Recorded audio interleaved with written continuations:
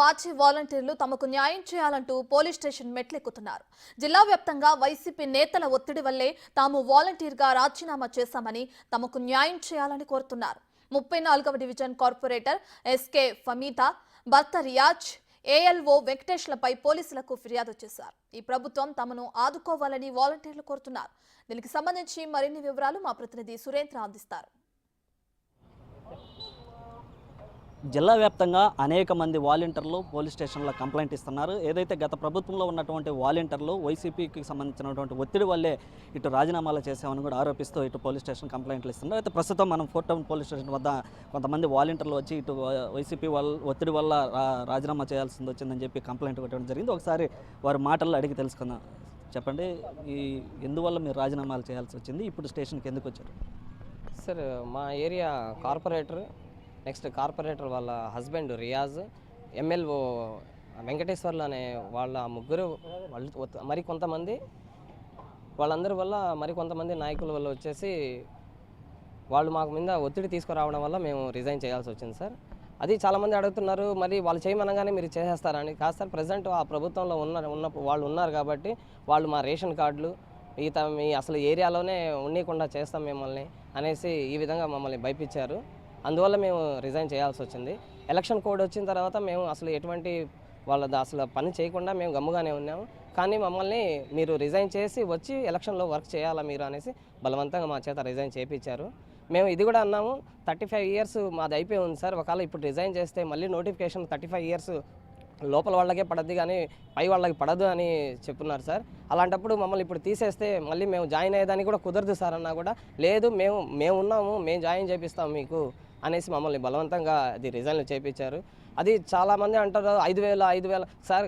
అది 5,000 రూపాయలు అనేది చాలా తక్కువ అమౌంట్ అని అనిపిస్తుంది, కానీ మా లాంటి వాళ్ళకి అది నా ఇంటి రెంట్ సార్. అది ఈరోజు నేను ఇంటి రెంట్ కట్టుకోవాలంటే 5,000 రూపాయలు నాకు 1వ తేదీ కల్లా నాకు మా శాలరీ మా అకౌంట్లో పడేది. అది తీసుకుని వెళ్ళి నేను రెంట్కి ఇచ్చేవాడిని. బాడిగిళ్ళల్లో ఉంటున్నాము. ఇలాగ నాలాగా ఎంతోమంది మా వాలంటీర్స్ అందరూ ఉన్నారు.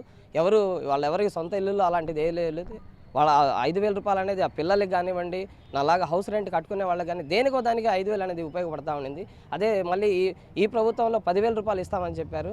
మేము చాలాసార్లు చెప్పాము సార్, మాది 35 ఇయర్స్ అబోవ్ అయిపోయి ఉంది మాది, మాకు మళ్ళీ నోటిఫికేషన్ 35 బిలో పెడతారు, మాకు రావు మళ్ళీ వాలంటీర్ జాబ్లు అన్నా కూడా మా మాట వినకుండా మమ్మల్ని ఈ విధంగా బెదిరించి మీ రేషన్ కార్డులు తీసేస్తాము, అసలు ఏరియాలోనే ఉండకుండా చేస్తాము, మిమ్మల్ని ఆ డివిజన్స్లో లేకుండా చేస్తాము అనేసి మమ్మల్ని ఈ విధంగా బెదిరించడం వల్ల చాలామంది నాయకులు వచ్చి వైఎస్ఆర్సీపీ నాయకులు మమ్మల్ని ఇది భయభ్రాంతులకి గురి చేస్తూ రిజైన్లు చేయించారు సార్. అది మీరు వాళ్ళు బెదిరిస్తే రిజైన్ చేసాము, రాజీనామా చేసాము అంటున్నారు.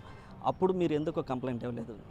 మిమ్మల్ని ఎప్పుడైతే బెదిరించారో మీ బలవంతం చేశారని చెప్తున్నారు, అప్పుడు ఎందుకు మీరు కంప్లైంట్ చేయాలి? మా మాట వినేవాళ్ళు ఎవరు సార్? అప్పుడు గవర్నమెంట్ ఆ గవర్నమెంట్లో ఉన్నారు.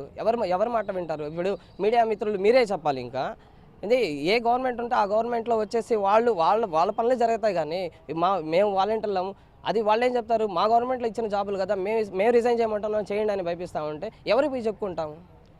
మా ఎమ్మెల్యే గారు ఉండింది, ఇప్పుడు మా రూరల్ ఎమ్మెల్యే కోటారెడ్డి అన్న ఆ టైంలో ఉన్నారు, మాకు ఇప్పించారు, మేము చేసాము. ఇప్పుడు మారిపోయి ఉన్నారు. ఇప్పుడు ఆదాల గారు ఇన్ఛార్జ్గా ఉన్నారు.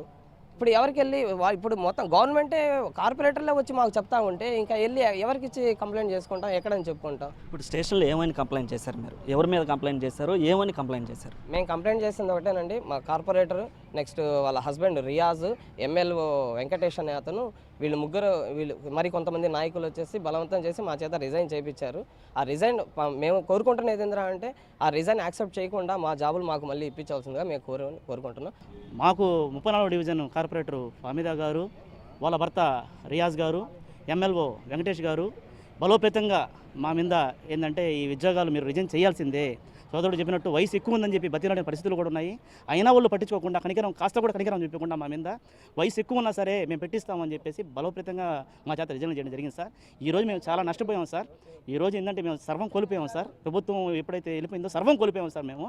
దీన్ని మీరు దయచేసి ఈ మీడియా ద్వారా మా ఆవేదనని, మా లాంటి వాలంటీర్లు 5,000 రూపాయల కోసం పనిచేసే ఎంతోమంది వాలంటీర్లు దయచేసి వాళ్ళ ఆవేదన కూడా ఈ మీడియా ద్వారా ప్రతి ఒక్కరికి తెలియజేసి ఈ లోకల్ నాయకుల్ని మేము అందరం వేడుకుంటా ఉన్నాము. వాళ్ళందరినీ మేము ఈరోజు బతిలాడుకుంటా ఉన్నాము. చేసిన తప్పుకి క్షమాపణ పెట్టండి ఒక్కసారి అని చెప్పి వాళ్ళు అడగడం జరుగుతూ ఉంది.